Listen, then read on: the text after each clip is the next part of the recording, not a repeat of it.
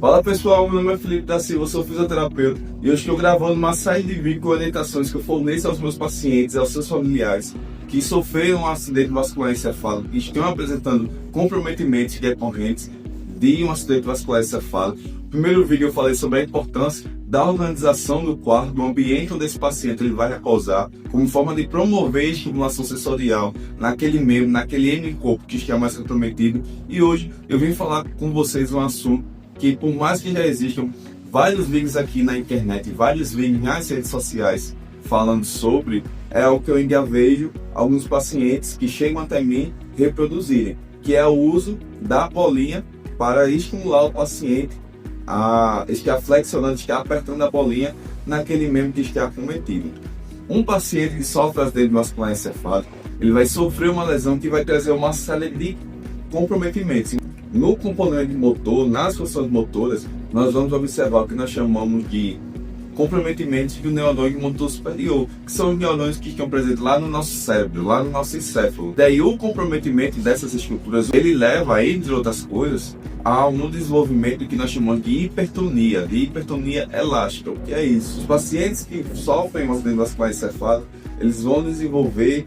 um aumento da atividade reflexa, um aumento da atividade involuntária da musculatura. O tônus, ele é um estado de contração involuntário que a musculatura ela apresenta, mesmo em estado de repouso. Então, por isso, quando ele está em repouso, nós conseguimos, de certa forma, ainda ver um pouco do contorno da nossa musculatura, porque o músculo apresenta esse tônus, esse estado de contração, esse estado de pré-contração também, que alguns autores falam. Nosso músculo ele não está completamente relaxado, a não ser que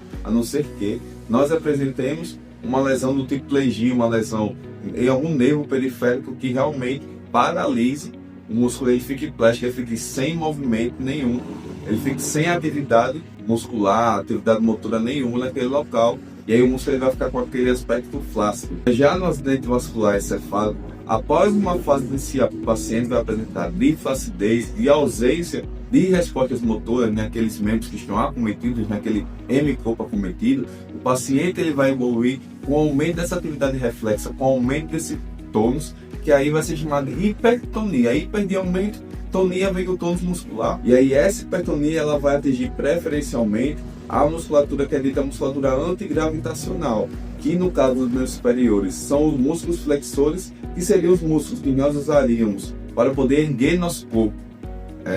Por exemplo, fazendo a gente se pendurando numa árvore ou realizando uma barra, por exemplo.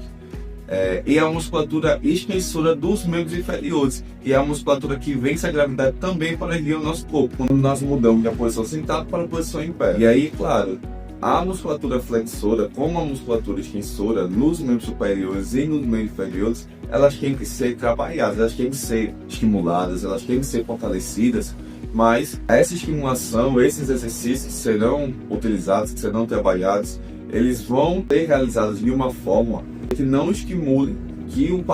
esse padrão flexor de membro superior e o padrão extensor de membro inferior não seja estimulado, seja feito de uma forma segura que não reforce essa atividade voluntária da musculatura. Então, utilizar a bolinha no membro superior do paciente, né, essa bolinha para ele ficar apertando, para estar estimulando o movimento, vai reforçar esse padrão flexor de punho, de mãos, de dedos. Lá para frente, em um período mais avançado da reabilitação, quando ele estiver numa fase subaguda para crônica, vai trazer complicações para conseguir trabalhar a funcionalidade, a movimentação, a adequação do tônus muscular naquele membro superior. Então a orientação que eu deixo para vocês aqui é essa: não dê essas bolinhas para os seus pacientes. Espere o profissional que está acompanhando o seu paciente. Espere o profissional que está lhe acompanhando, que está acompanhando o seu parente, recomendar o uso ou não de algum material.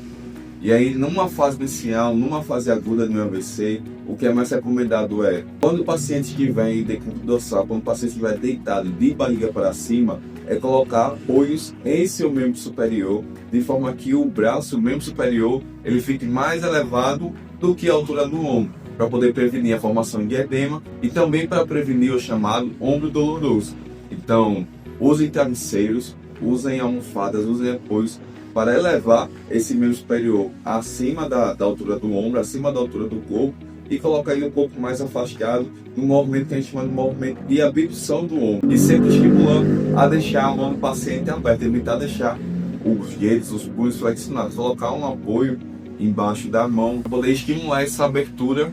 dos dedos, essa extensão dos dedos. Outra recomendação também que eu passo para os meus pacientes é colocar uma toalhinha em torno dos dedos, para poder promover a estimulação sensorial ali na região, porque isso também vai ajudar a prevenir a formação desse padrão flexor. O paciente, ele vai, que é os familiares ou o próprio paciente, ele vai pegar uma toalhinha e vai colocar em torno dos dedos.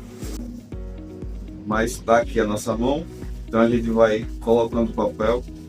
e alternando entre os dedos, por cima, por cima, por baixo, até ele ficar assim. Porque aí a presença dessa toalha gera um estímulo nessa região entre os nossos dedos, que vai impedir que a gente faça esse movimento de adução dos dedos. Aí esse movimento de adução dos dedos, junto com o padrão flexor, vai reforçar esse padrão de aperto, vai dificultar lá na frente a realização da abertura da mão do paciente, a realização da fisioterapia numa fase mais avançada, numa fase mais crônica. Outras formas também de estar estimulando a sensibilidade no membro superior do paciente, assim como também no membro inferior, é estar utilizando escovas, esponjas, buchas na região ao longo de todo o membro superior, de preferência no sentido contra os pelos, geralmente da mão em direção ao ombro, com estímulos leves, estímulos lentos, 1 a 2 vezes por dia, que os próprios parentes ou o próprio paciente ele pode estar realizando sozinho essa estimulação. E por mais que seja uma coisa simples de se fazer, vão trazer benefícios para ele. Então é isso, as orientações que eu trago hoje para vocês é sobre essa questão de não utilizar a bolinha e essa importância do posicionamento do membro superior, como eu falei, acima da altura do corpo e mais afastado um pouco dele a abdução, e o uso da estimulação sensorial no membro superior.